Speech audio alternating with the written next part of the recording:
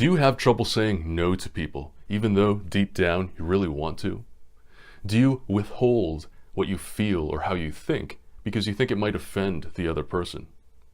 Do you find yourself always putting other people's needs before your own? If so, stick around, because in this video I'm going to be talking about why being too nice might actually be hurting your confidence, and if it's relevant for you, how to stop being a people pleaser. Coming up.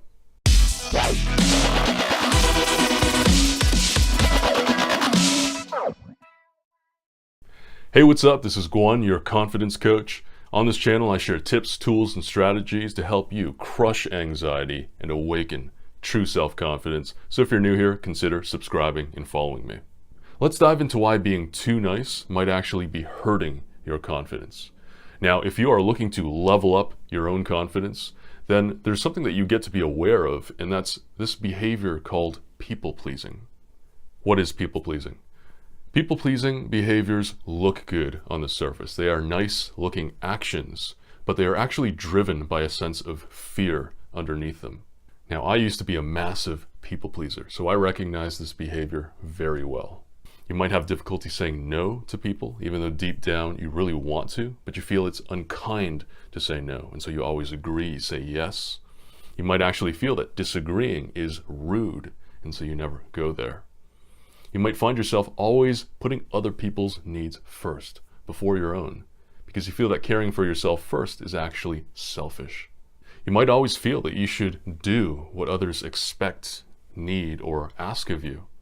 You might find yourself always putting on a pleasant or positive demeanor and never showing any negative emotions or sharing any problems so that you're not burdening other people. And you might be withholding what you truly feel or think because you don't want to offend anybody. Now, people-pleasing behaviors are very common in individuals that experience low confidence because subconsciously they may feel that they need to do nice things for others in order to be accepted, or at the very least to avoid conflict with others. Quick caveat here, there's nothing fundamentally wrong with being a nice person or doing nice things. However, when those nice behaviors are actually driven by a sense of fear, a deep-rooted sense of wanting approval or acceptance from other people, and so I'm going to do nice things for people, or to keep the peace, right, to avoid conflict, because you're not actually willing to go there, then that simply becomes inauthentic. You're putting on a mask and manipulating people. And nothing kills confidence faster than feeling that you need to be someone that you're not. So why is people-pleasing ineffective? This kind of behavior kills confidence because the people-pleaser is always questioning their own value, their own worth, and are doing nice things for others so they can get that external validation and acknowledgement. And what this does over time is it habitualizes this nice person mask that they always need to wear now. And when other people end up liking them, they're not actually being liked for who they are. They're being liked for the fake mask that they've put on to get others' approval. People pleasers often find themselves depleted as well because they're constantly doing for others and never filling their own cup back up. And you can't pour from an empty cup. Finally, this kind of behavior can actually be annoying to other people because nobody respects a doormat, so to speak, someone that you can just walk all over. And even though other people may be benefiting from the people pleaser's niceness, they're not going to respect them. So where does this people pleasing kind of behavior come from in the first place? Now, the answer to that could be quite complex. We're all different people and we each have a unique past. However, know that this is learned behavior. Now, it could have manifested simply as a result of, let's say, your parents or teachers even punishing you or calling you out when you did things that weren't nice. Let's say you forgot to say please or thank you. You talked back or disagreed with your elders. Boom, punishment. Or maybe they only rewarded you when you did proper things. You acted like the well-behaved good citizen. And there's patterning and conditioning that starts to form as a result of that. As I said before, this is learned behavior. This is how you learned to survive in your environment when you were growing up. This is how you got your parents' approval in order to receive love in order to reduce pain, whether that was emotional or physical pain, to avoid punishment. And so conditioning and patterning starts to form. However, when you get older, this is no longer the case. Your survival is no longer in play. You do not depend on others to the extent that you did before.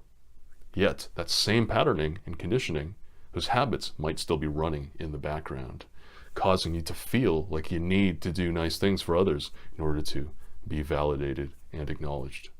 So how do you stop being a people pleaser? If you've identified with any of what I've shared so far around people pleasing, don't worry. You can simply choose to unlearn this behavior at any point. Remember, none of this is who you are. It's who you became as a result of trying to survive in your past environments. And so now that you've seen this video and you're aware of it, this is your permission to take the nice person mask off and to just be yourself.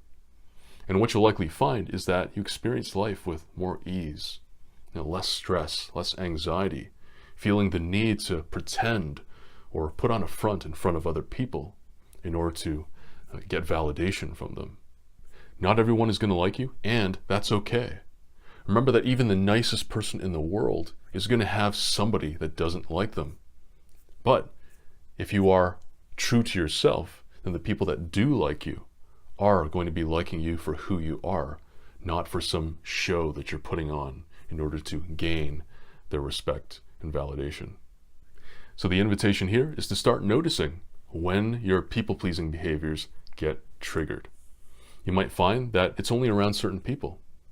You might find that it's only in a certain context. Maybe it's at work, but not at home, or only in your social circle. Let's say, for example, you find that you have difficulty saying no to a certain colleague of yours whenever they ask you for help at work. Great. Now that you've caught it, practice a different routine. Instead of putting their needs before your own, why not make your needs a priority here? I'll give you 3 questions that you can ask yourself whenever you feel that urge to dip into people-pleasing mode again that can help break the cycle and to allow you to consider new alternatives with which you can respond. The first is to consider, what do you want right now? Instead of worrying about what the other person wants, or what they might be judging you for, really consider what you want in this moment, and then speak to that. Second question, what would you do if you were not concerned at all about others judging you? And if you were fearless, what would you do? How would you respond to that person? The third question is, if you were to imagine the ideal version of you, the most confident version of you that you want to be, how would that version of you respond to the situation? You might find that you really want to say no to the other person. You want to decline that invitation, or you want to speak your mind even though it might rock the boat a little bit. Then practice taking that action and see what happens. And just a note here, I'm not suggesting that you become intentionally confrontational or hostile towards others. All I'm suggesting is that you explore what it's like to detach from the need to do all these nice things out of fear and breaking that addiction or habit, if you will. And so I'll leave you with this. It is better to be hated for what you are than to be loved for what you are not. Remember that confidence is about being comfortable with who you are and being willing to take a stand for your personal standards and boundaries and being assertive with them, instead of having them cave simply based on other people's opinions and external circumstances. And so now that you've seen this video, this is where you get to take your power back. So there you have it, how to stop being a people pleaser and why being too nice might actually be hurting your level of self-confidence. Question of the day. What is your experience with people-pleasing behavior, either from yourself or someone that you know? Let me know with a comment. I'd love to hear your thoughts. For more confidence tips, tools, and strategies, consider checking out some of my other videos. If you got something from this video, make sure to hit that like button. And if you're new here, consider subscribing and following me. New videos every week, helping you crush anxiety and awaken true self-confidence. Until next time.